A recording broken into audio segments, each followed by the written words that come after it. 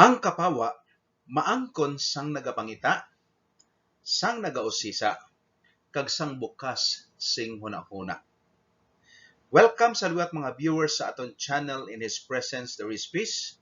Si Abyang Doc sa gihapon sa diri magadala sang dugang nga kahibalo may tungod sa pulong sa Dios, labi na sa mga tagna.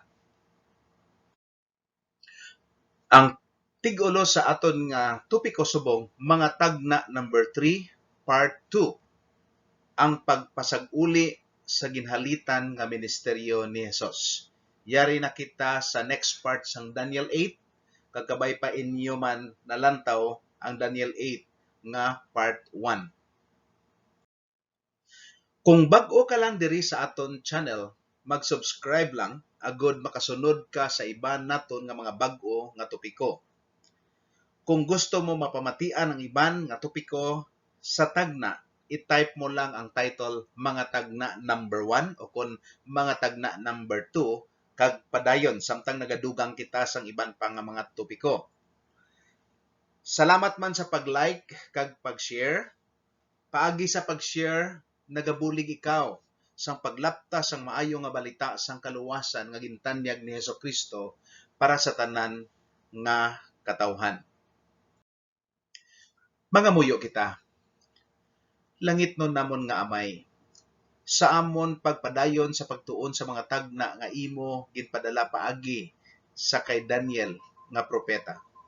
Nagapangamuyo kami sang langit nun nga kaalam, agod amon mahangpan ang mga bililhon nga mga kamatuoran kag kabubuton mo para sa amon. Ini tanan amon ginapangayo sa ngalan ni Jesus nga amon manluluwas. Amen. Okay, hindi kita magkalipat nga nagatuon kita sang libro sang Daniel. Kay naghambal si Jesus nga hangpon naton ini kag ipahangop man sa iban. Siling niya sa Mateo 24:15, gani kung makita ninyo nga nagatindog sa balaan nga lugar ang makangililad nga butang nga ginabangdan sang kahapayan nga ginsiling paagi kay Daniel nga manalagna, ang nagabasa nagakinahanglan sing paghangop agud mahangpan ini. Sa part 1 sang Daniel 8, ato natun-an ang palananaw nga gipakita sang Dios sa kay Daniel. Natun-an naton may tungod sa karnero, dayon kanding, dayon sungay nga gamay nga nag-atake sa mga katawhan sang Dios, nga dito gitawag naton mga bituon. Dayon nagdako ang sungay kag ginatake na niya ang langit nun nga mga butang. So aton makita nga si Daniel yara pa sa Babylonia nga ginharian sang nakita niya ang palananawon, dayon ang sundanay nga ginharian nga sa diri nagsugod sa Medo-Persia, dayon sa Gresya, dayon sa Roma, which is ini amo man gihapon nga pasunod nga ginhanbal sang Daniel 2 kag Daniel 7. Ang Daniel 8 nagdugang sang mga detalye sang Roma nga nagsugod nga isa ka sungay nga nagtubo halin sa isa sa mga pusod sang kalibutan kag amo ang nagtapos sa paggahom sang Gresya sang 168 BC. So ginatake sining gamay nga sungay ang bagatnan o kun ang sur, ang sidlangan o kun ang east, kag ang maayo nga duta, which is amo ang Judea o kun ang Jerusalem, kag ginatawag nga diretso nga atake o kun horizontal attack. Ang kasaysayan sa kalibutan nagapamatuod nga ang Roma sang iya nga pagpanugod nagtubo sa isa ka imperyo nga amo ang nag-atake sang Mediterranean coast sa south, sa Gresya which is sa east, kag sa Judeo which is amo ang maayo nga duta. Nagdako ang gamay nga sungay kag ang iya atake pasaka na sa langit o kung gintawag naton nga pataas nga atake o kung vertical attack. Ang Judea nasakop sa paggahom sang Roma halin 168 to 476 AD, nga amo ang panahon nga si Jesus ginbunag sang 4 BC tubtob nga nagbalik siya sa langit sang 31 AD. Ang nakasaksi nga mga tawo nagtuo sang nabatian nila nga si Jesus nabanhaw kag nagbalik sa langit. Sa diri nga panahon ang pagsugod sang Kristyanismo kag indi sila mapunggan sa pagsugid. Diri ang una nga martir nga si Esteban sang 34 AD kag diri man si Saulo nga manughingabot nangin Paulo nga apostol ni Jesus. Diri na nga panahon nga ang imperyo sang Roma nagasigi hingabot kag patay sa mga Kristiyano nga sugo sa mga emperador halin 34 AD to 312 AD. Diri na ini nga panahon nga ginpauntat man ang pagpanghingabot sang 311 AD paagi sa Edict of Toleration kag sa ulihi si Emperador Constantino kag Licinius nagpahanugot kag ginhimo ang Kristyanismo nga mayor nga relihiyon sang Roma sang 331 AD nga Edict of Milan. Ang imperyo sang Roma nahugno sang 476 AD pero nagtransition ini kag nangin papasiya sang Roma. Sa diri na nga bahin ang gamay nga sungay nagdako. Kag nagbangis pagid ang vertical attack sang nagdako ang sungay. Daniel 8:10 nagsiling, ang iya pagkagamhanan naglambot hasta sa kalangitan kag ginpanghulog niya ang iban nga mga langitnon nga mga tinuga kag mga bituon kag dayon gintasak-tasak niya. Aton manatun-an nga samtang ang lalaki nga karnero kag ang turo nga kanding nagpabugal sa ila kaugalingon, pero ang sungay wala lang nagpabugal kundi gintupungan ang Dios kag ginpalabuan or ginlabuan niya ang pangulo sang langitnon nga mga tinuga o kon ang commander sang kasoldadusan. So aton na natun-an nga ginatake man ang templo kag ang mga butang sa sulod sang templo nga ginkabig sang Dios nga balaan sa iya atubangan. Balik sa Daniel 8:11, ginkabig niya ang iya kaugalingon nga mas gamhanan sang sa pangulo sang langitnon nga mga tinuga. Ginpauntat niya ang adlaw-adlaw nga paghalad sa templo sang Dios kag ginhalitan niya ang templo. Sa Daniel 8:12 nagasiling sa sini nga paglapas niya ginpasakop sa iya ang langitnon nga mga tinuga kag ang adlaw-adlaw nga halad. Okay, paghalad. So ang adlaw-adlaw tandaan naton ini. Ginbaliwala niya ang kamatuoran kag nagmadinalag-on siya sa mga ginhimo or sa iya nga mga ginhimo. Now diretso na kita sa pagtuon sa Daniel 8:13 kag padayon. Nabatian ko nga nagahambal ang isa nga balaan kag ang isa kabalaan nagsiling sa isa nga nagahambal daw ano kalawig ang palanan-awon tuhoy sa adlaw-adlaw nga halad kag tuhoy sa paglapas nga ginabangdan sang kahapayan sa pagtasak sang balaan nga duog kag sa mga butang sa langit. In other words, sa palanaon ni Daniel, may nakita siya nga duha ka mga balaan nga nagapamangkot kag nagasabat ang isa. Kag may mga lengguwahe nga ginbutang diri nga ginhambal man ni Jesus dito sa Mateo 24:15. Ining paglapas nga ginabangdan sang kahapayan, which is amoning aton tandaan, kag ang ginhambal kag gina nga anuning adlaw-adlaw nga halad nga amo ang ginpangdula. Sa Daniel 8:14 nagsiling siya sa akon. So nagatubang na ning isa ka tawo gatubang sa iya, sa kay Daniel. Matabo ini sa sulod sang 2,300 ka adlaw. Kag ang balaan nga duog ipasag uli sa nagakaigo nga kahimtangan sini. Okay, medyo budlay pa ni naton hangpon subong, pero sunod lang kita, padayon lang ta. Ano ini ang adlaw-adlaw nga halad? Kag sano ini naaplikar? Hangpon nato ang mga bagay nga ginsugo sang Dios may tungod sang sanktuaryo, labi na ang ginatawag adlaw-adlaw agud mahangpan naton kung ano ang buot silingon diri sa Daniel 8:13. Ang Biblia naghambal sa mga adlaw-adlaw nga halad. Kung basahon naton sa Números 4:7, ginhambal diri hapinan Manila sing asul nga tela ang lamesa nga ginabutangan sang dulot nga tinapay. Kag dapat magpabilin sa sini ang tinapay nga ginahalad adlaw-adlaw. So bot silingon, ang adlaw-adlaw nga tinapay or ginatawag na sa sanctuaryo the daily bread nga dito nabutang sa table of shewbread. Sa Números 4:16, si Eleazar nga anak ni Aaron nga saserdote amo ang may obligasyon sa pag-asikaso sang lana, sang suga, sang mahamot nga insenso, sang dulot nga uyas nga ginahalad adlaw-adlaw. So ang isa diri ka hahalad ang adlaw-adlaw nga uyas o kon the daily grain offering.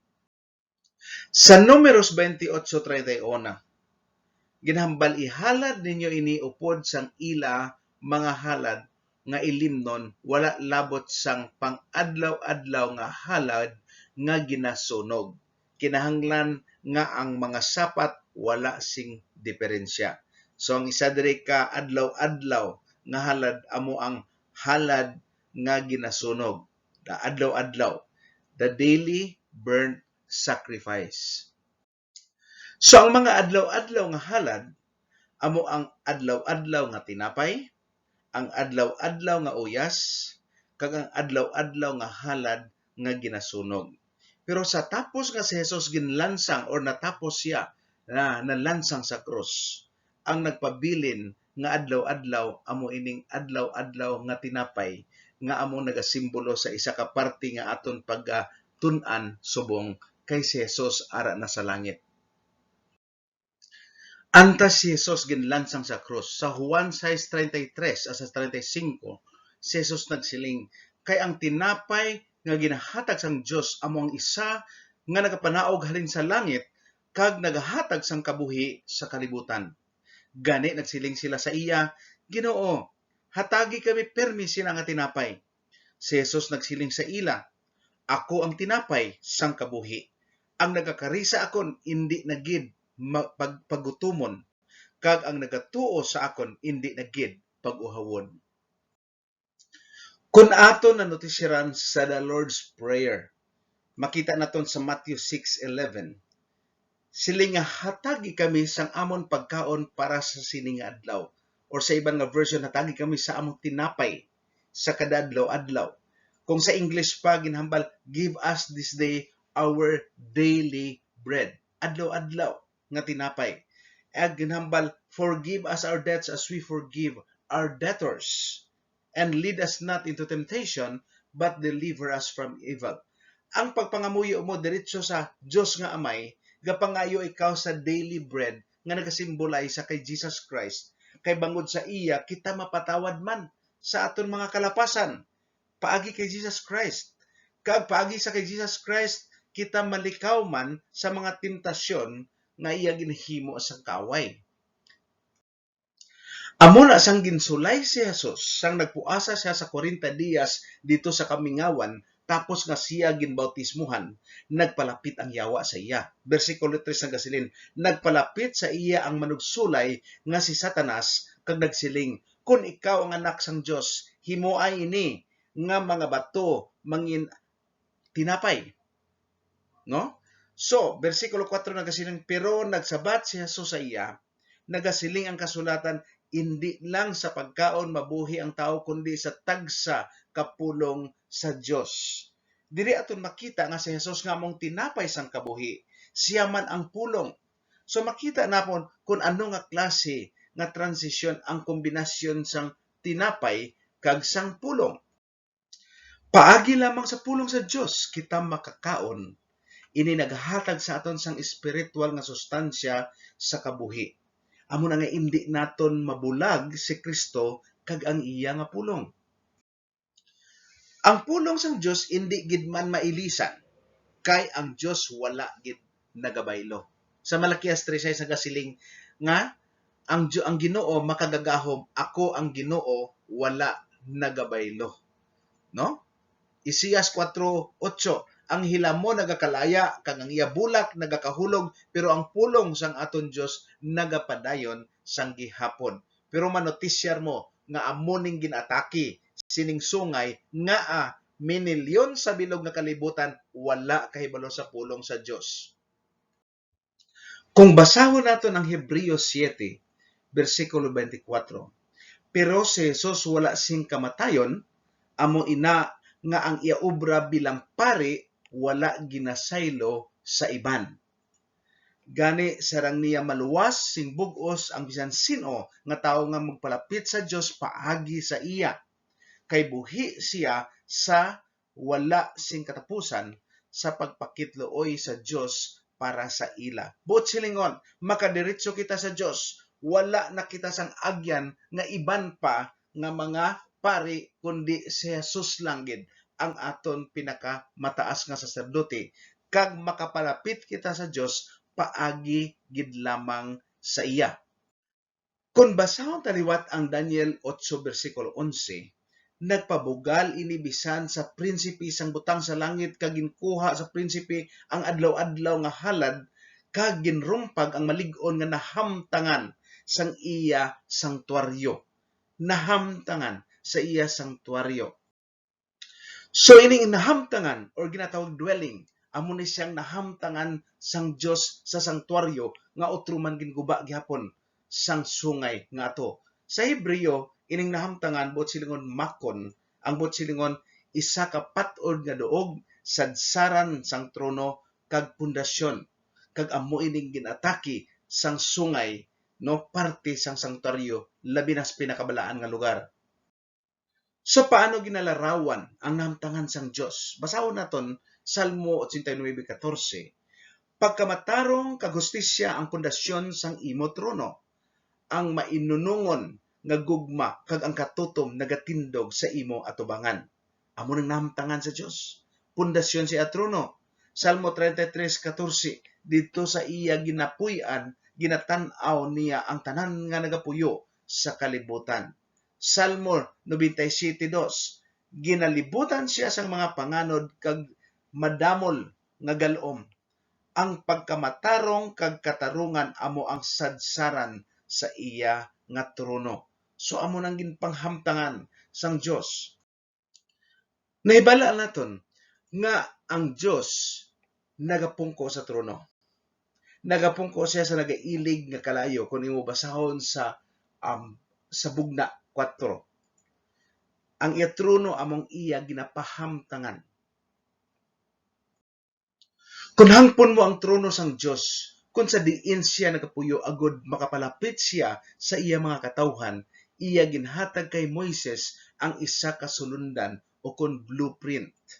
Sa Exodo 5:8, ang Dios nagsiling kay Moises, magahimo sila sing sanktuaryo para sa akon, kag magapuyo ako sa tunga nila.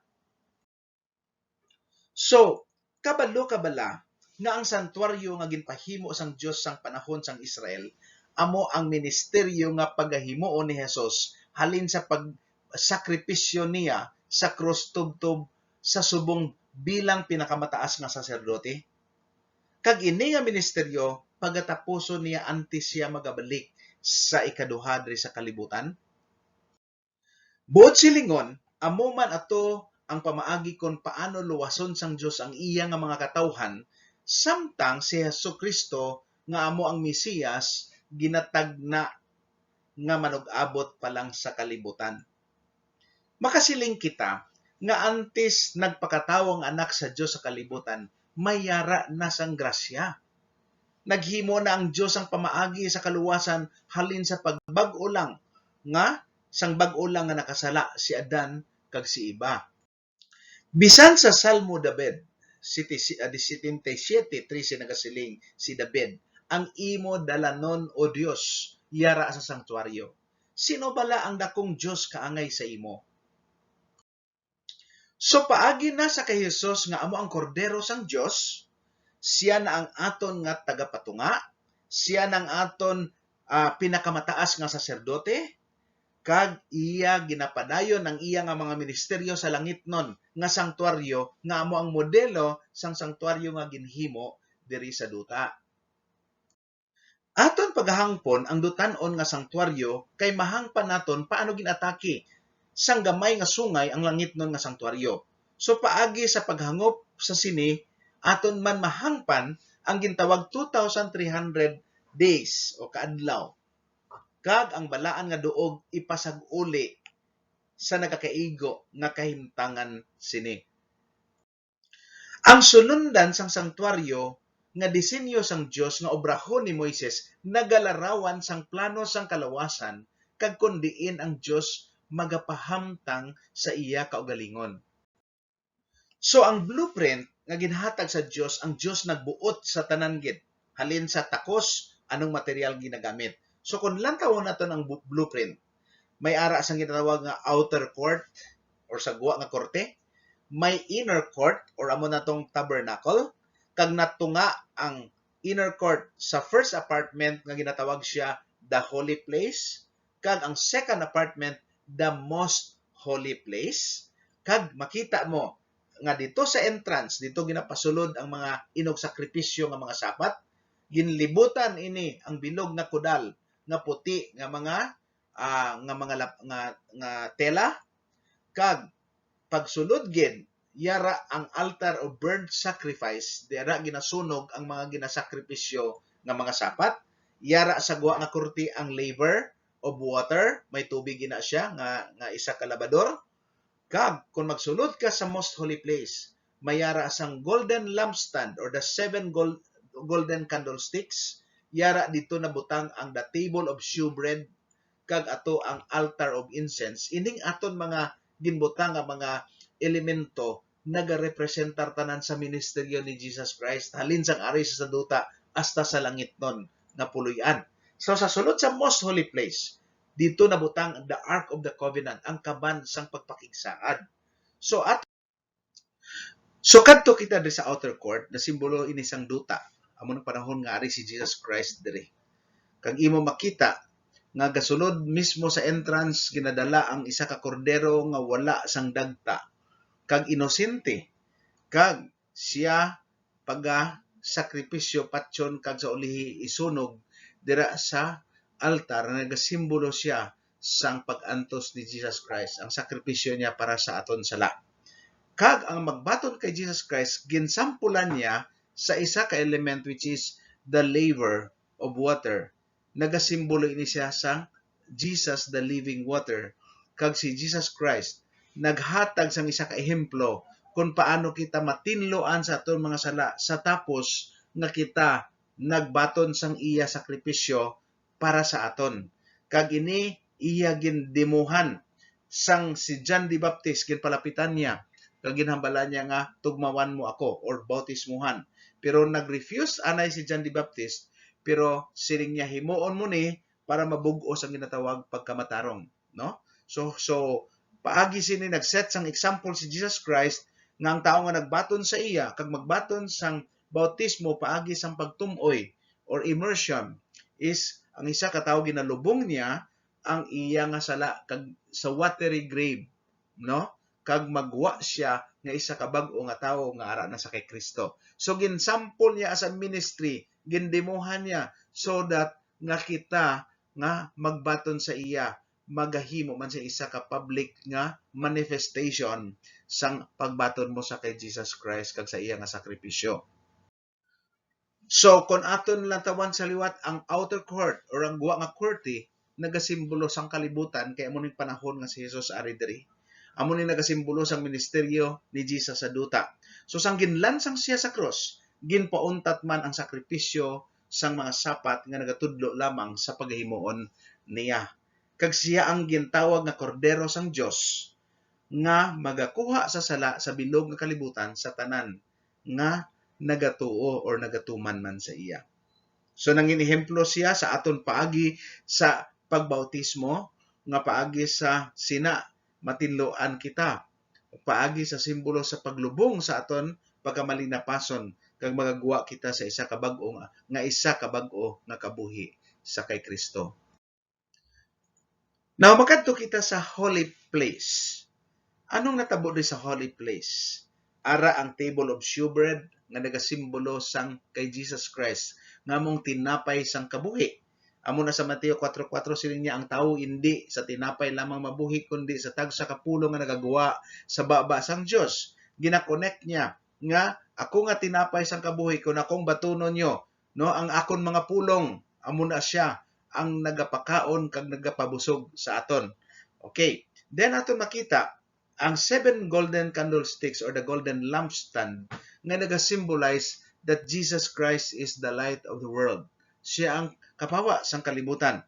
Sa Juan 8:12 nagasiling, ako ang suga sang mga tao sa kalibutan, ang nagasunod sa akon hindi na magakabuhi sang kadulom, kundi masanagan siya sang suga nga nagahatag sang kabuhi.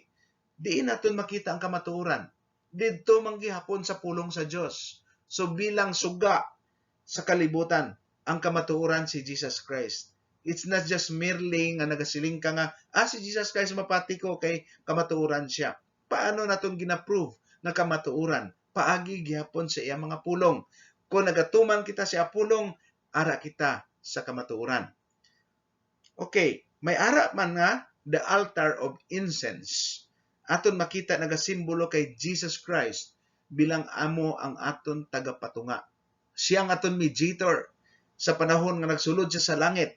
Ang iya ministry nagpadayon paagi sa pagbaton sa mga pangamuyo sang tanan nga mga tawo nga nagapati sa iya. So aton mabasa sa Hebreo 7:25. Gani sarang niya maluwas sing bug-os ang bisan sino nga mga tawo magpalapit sa Dios paagi sa iya. Kay buhi siya sa wala sing katapusan sa pagpakitlooy sa Dios para sa aton. So ang balaan nga duog sang sanktuaryo nagasimbolo na sang langit. Kung sa diin si Jesus nagpadayon sa iya ministeryo sang pagbalik niya dito. Kung magkadto ka sa bugna una gid nga kapitulo, ang nakita ni Juan, no? Nga yara siya sa langit nagalakat sa tunga sang 7 ka mga kandelera. Kag ang mga kandelera nga aton makita sa dutanon nga sanktuaryo, yara man sa balaan nga duog, which is nagasimbolo man sang langit. Kadto kita diri sa most holy place. Kag sa most holy place, ang isa lang gid ka furniture na butang dra among the Ark of the Covenant. Amo ni siya ang kaban sa pagpakigsaad. Kag isa sa mga ara sa sulod sa kaban sa pagpakigsaad, ang pagpakigsaad or covenant, amo ini siya ang napulo kasugo nga nakabutang dito mismo sa sulod. So aton makita nga si Jesus Christ nagpakitlooy sa babaw sinang most holy place. Ining ginatawag naton Ark of the Covenant. Inang ara sa babaw amo nang ginatawag as the mercy seat. Kag diri sa mercy seat, si Jesus Christ nag-appeal sa Amay nga iya kung ano ang ginpakitlooy niya in our behalf. So aton makita sa Hebrew 10:19 nagasiling, gani mga utod tungod sa dugo ni Jesus nga iya ginula para sa aton, hilway na kita sa mga magsulod sa labing balaan nga lugar. In other words, kung kita nagapangamuyo sini nga panahon, waay na si Jesus Christ sa holy place, nagsulod na siya sa most holy place, nag-aapil sa Amay sa aton nga behalf. Ang 1 Juan 2:1-2 nagasiling, pero kung may ara nga makasala, may nagapakitlooy sa Amay para sa aton. Kag siya amo si Jesucristo nga amo ang matarong. Ang iya kagalingon mismo, ang iya ginhalad bilang bayad para sa aton mga sala, agod mapatawad kita. Kag indi lang para sa aton, kundi para man sa mga nakasala nga mga tao sa bug-os nga kalibutan. So diri sa pinakabalaan nga duog or the most holy place kung sa diin ara ang Ark of the Covenant, diri ang Dios nga hukom nagpahamtang sang iya trono. No paano ina? May ara sang ginatawag nga Shekinah glory. Ang Shekinah glory amo na ang presensya sang Dios nga nagasiga sa tunga sang duha ka kerubim nga napahamtang sa ibabaw sang kaban sang kasugtanan. Kag ina nga kapawa ara na sa panahon sang Israel sang ara ang sanktuaryo dito. Ang ibabaw sang kaban amo ang pakitluoyan or ginatawag naton the mercy seat kung sa diin dira ang pinakamataas nga saserdote nagapakitluoy.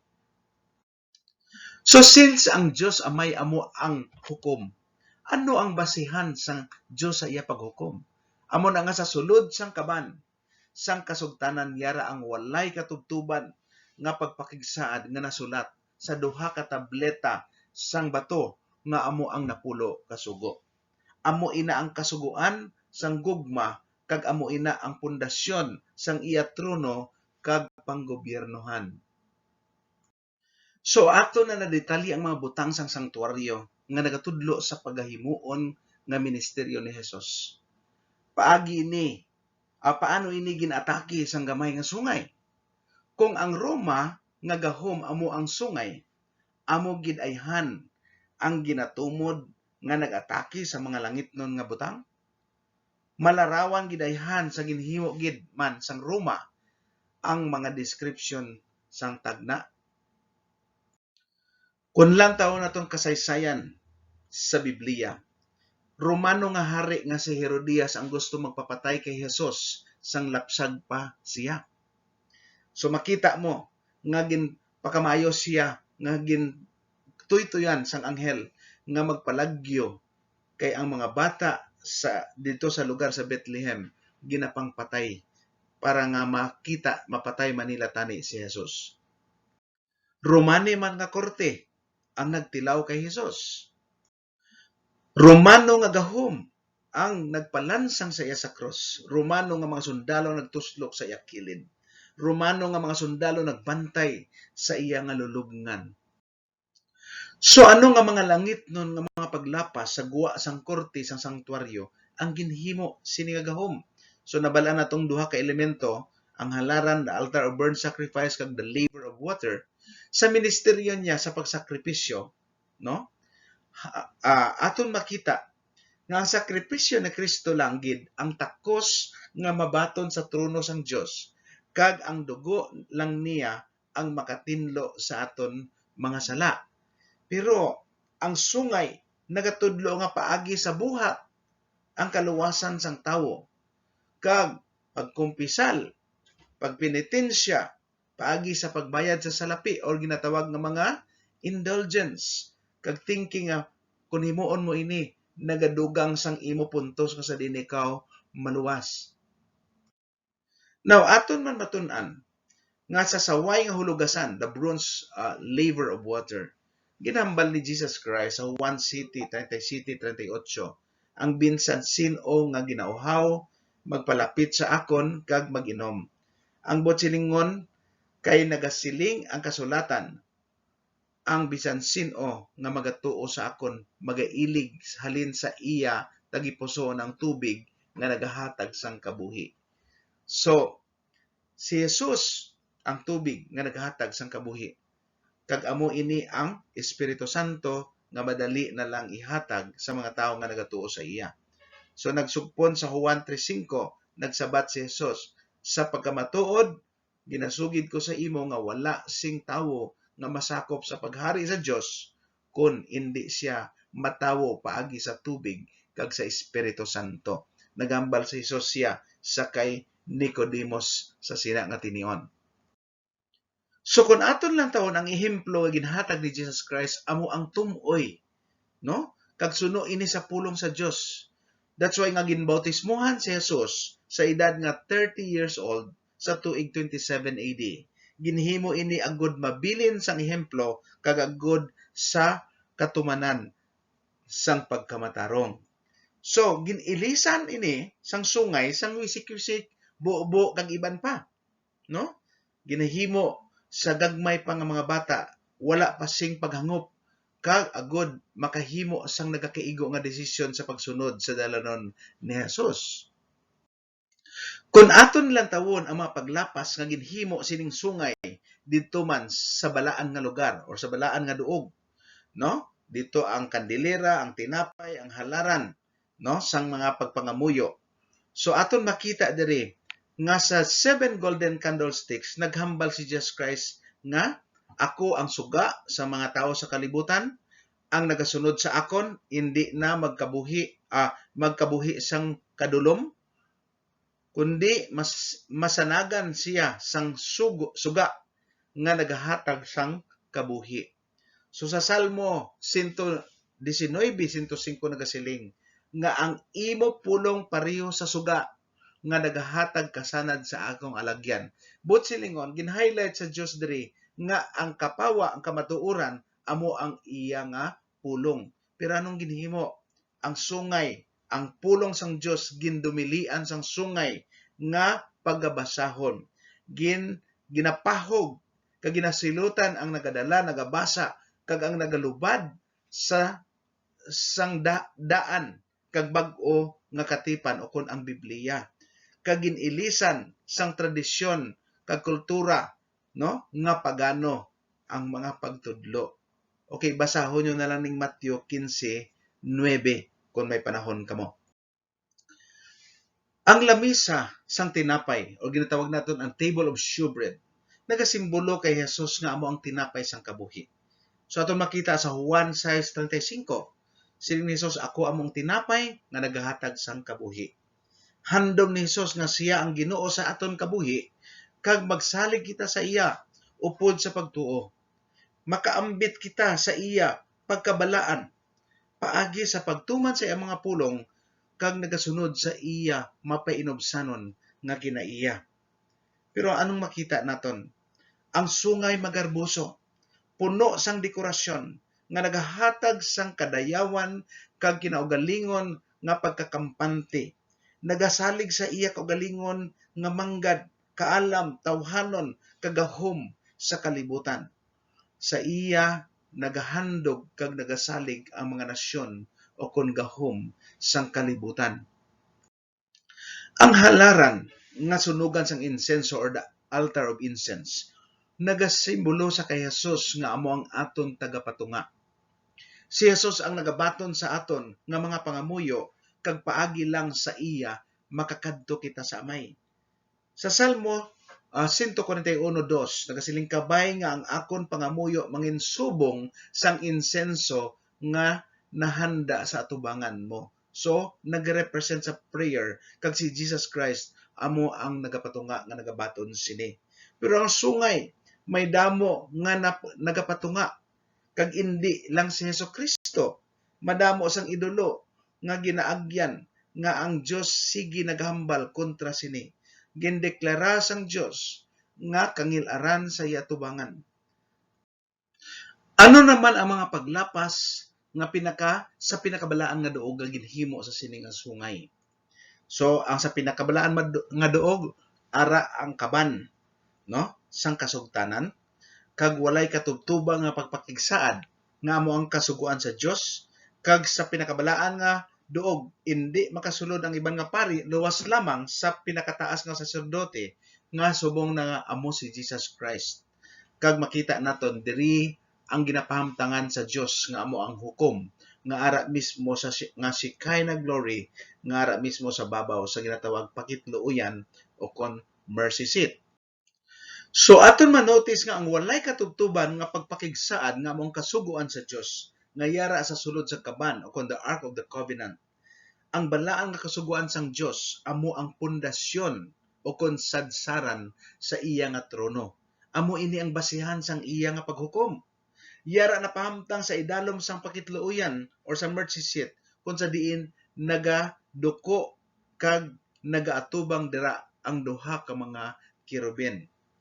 Pero aton makita nga sa ang sungay ginbaliwala kag ginilisan sang sungay ang kasuguan sa Dios. Aton mabasa ina sa Daniel 7:25 kung sa diin amuman ang gamiton sang Dios sa paghukom sa iya kaugalingon, sa iya nga kalaglagan, referring sini nga sungay.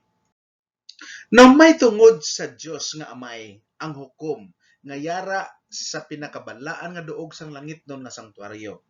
Kag si Jesus ang pinakamataas nga saserdote nga amo ang aton tagapatunga.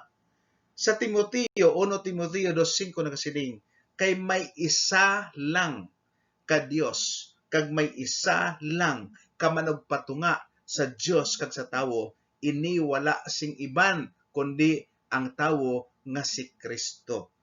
Okay, so aton makita, nagpasipala ang sungay nga nagpaka-Diyos siya sa kalibutan. That's why may quote si Pope Pius V, the Pope and God are the same. So, He has all power in heaven and earth.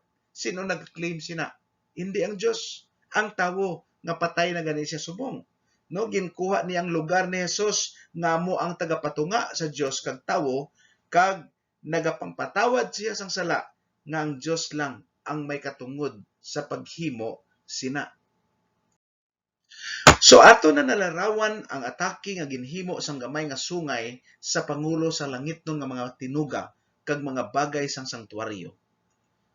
Sa Daniel 7:25, maghambal siya sa mga pulong nga kontra sa labing mataas nga Dios, kag hingabuton niya ang mga balaan sang Dios, kag tinguhaan niya nga liwaton ang mga piyesta kag kasuguan, kag ipasakop sa iya ang mga balaan sang Dios sa sulod sang 3 ka tuig kag tunga.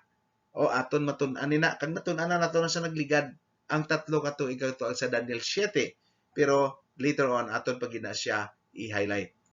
Balik kita sa Daniel 8:13, nabatian ko nga nagahambal ang isa nga balaan, kag ang isa pa kabalaan nagsiling sa isa ka naghambal, daw ano kalawig ang palananawon tuhoy sa adlaw-adlaw nga halad, kag tuhoy sa paglapas nga gimbangdan sang kahapayan, sa pagtasak sa balaan nga duog kag sa mga butang sa langit. Bersikulo 14, nagsiling siya sa akon, matabo ini sa sulod sang 2,300 ka adlaw, kag ang balaan nga duog ipasag uli sa nagakaigo nga kahimtangan sini. Again, naghambal kita sang prophetic time nga ato natun-an sa nagligad nga video nga ang isa ka adlaw equivalent sa isa ka tuig, kag later on aton pagidnitun-an.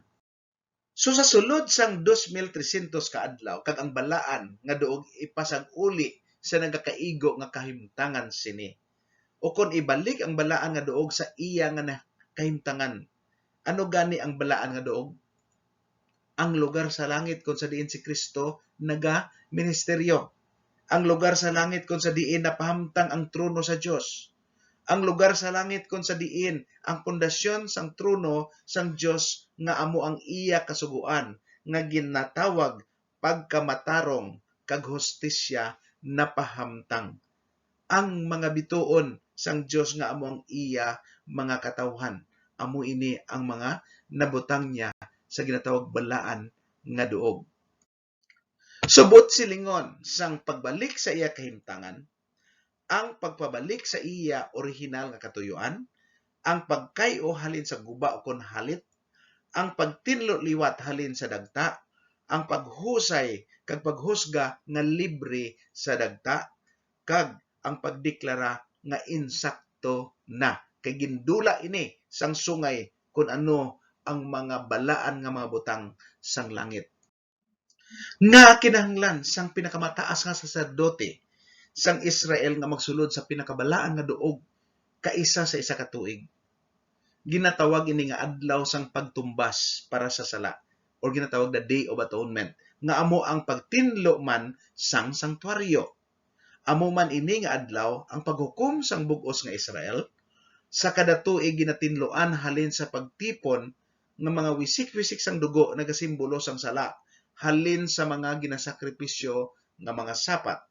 Kag ang Dios naghimo sang detalyado nga pagsugo sini, kay amo ini ang proseso nga paghimuon ni Jesus nga amo ang aton pinakamataas nga saserdote, nga amo ang katumanan sini nga simbolo. Buot silingon nga anggid sa proseso sang dutan-on nga santuaryo, si Jesus nga ang pinakamataas nga saserdote nagsulod halin sa balaan nga duog pakadto sa pinakabalaan nga duog sang langit sang natapos ang 2,300 ka adlaw. Ang pagsulod sang pinakamataas nga saserdote sa pinakabalaan nga duog nagasimbolo sang paghukom sang Israel. Buot silingon, nga nagsugod man ang paghukom sang si Jesus, nagsulod man sa pinakabalaan nga duog sang langitnon nga sanktuaryo. Buot silingon nga may paghukom nga nagapadayon pasubong samtang si Jesus waay panaguwa tubtong sa sinigid nga tion. Ang pamangkot, san oyhan si Jesus nagsulod sa pinakabalaan nga duog sang sanktuaryo sa langit? Aton hangpon ang 2,300 ka mga adlaw nga tagna sa sunod nato nga diskusyon kay dako gid ini nga yabi sa pagkahibalo kung ano nga sitwasyon ang aton ginatindugan subong. So anong matawag mo sa nagapanghuntra kag nagahapay sang misteryo ni Kristo sa sanktuaryo? Hindi bala Antikristo? Ang gamay nga sungay amo ang naghalit sa ministeryo ni Jesus sa langitnon nga sanktuaryo nga ginalarawan sa Daniel 8 kag Daniel 7:25. Ang papasiya sang Roma lang gid ang nagsigo sa tanan nga paglarawan sa gamay nga sungay nga nagdako. Kag ang kalawig sa iya paggahom, 3 kag tunga ka prophetic nga tuig o kon 1,260 years nga gin-isa ang estado kag simbahan nga halin 538 AD tubtob 1798 AD sang gindakop sang Pransya si Pope Pius VI. Pero nagapadayon gihapon tubtob subong ang iya ginasulong nga mga gawi kag pagtudlo. Ini nga kangilaran sa tubangan sa Dios. Ini nga gahom nga nakapakabalaan sa ako galingon. Ini nga gahom nga nagkuha sa lugar ni Kristo nga nagapatunga sa aton kag sa Dios. Ini nga gahom ginpaandam ni Jesus nga magaabot kag ipahangop gid. Suliton tang hambal ni Jesus sa Mateo 24:15. Gani kon makita ninyo nga nagatindog sa balaan nga lugar ang makangililad nga butang nga ginabangdan sang kahapayan nga ginsiling paagi kay Daniel nga manalagna, ang nagabasa nagakinahanglan sing paghangop agud mahangpan ini. Bisan pa sa ginhimo sini nga sungay, diretso gid ang plano sang Dios sa kaluwasan paagi sa kay Kristo. Siya ang aton pinakamataas nga saserdote nga amo ang nagapatunga sa aton kag sa Dios kag siya man ang aton hukom. Handom niya nga ikaw kag ako mangin pasado sa nagapadayon nga paghukom. Ang aton lang paghimuon amo ang pagtuon sang mga pagtudlo sang Dios sa iya pulong labi na sa mga tagna sang Daniel agud kita makahangop kag magiyahan. Si Jesus lang gid ang aton paglaom sa aton kaluwasan. Makakadto kag gid diretso kay Jesus bisan sin-o kag bisan ano ang imo nga pagkatawo. Makakadto kag gid sa iya bisan diin ka kag bisan ano nga oras. Makakadto gid sa Dios nga amay paagi lang gid sa iya ngalan. Pwede kag gid makahambal sa tanan mo nga lulan kag mga ginabatsyag diretso sa iya. Buksan mo man ang imo tagipusoon kag imo nga igtalupangod sa iya mga pulong bangod kay amo ina ang iya kabubuton. Bisan ikaw lang, basta si Kristo lang ang alagyan, hindi na kinahanglan mag-atubang sa mga larawan. Mga muyo kita, amay namon nga langit nun, sa imo nga pulong kami nagasalig bangod ini matuod kag sigurado. Amon ginakinahanglan ini sa adlaw-adlaw nga tanan. Buligi kami o Dios nga amon mahatagan sang dugang nga igtalupangod kag paghatag sang bili ang tanan nga ginhimo kag padayon nga ginahimo ni Jesus. Agud amon maagom ang kaluwasan nga imo gintanyag. Hatagi kami sang kaalam kag dugang nga kusog nga kami mangin masinulundon sa imo nga mga pagtudlo nga yara sa imo sinulat nga pulong. Salamat sa kapatawaran sa amon mga kalapasan sa ngalan ni Jesus nga amon Ginoo kag mangluluwas. Amen. Salamat sa pag-like, subscribe, follow, kag share sang maayong balita sang kaluwasan para sa tanan. God bless.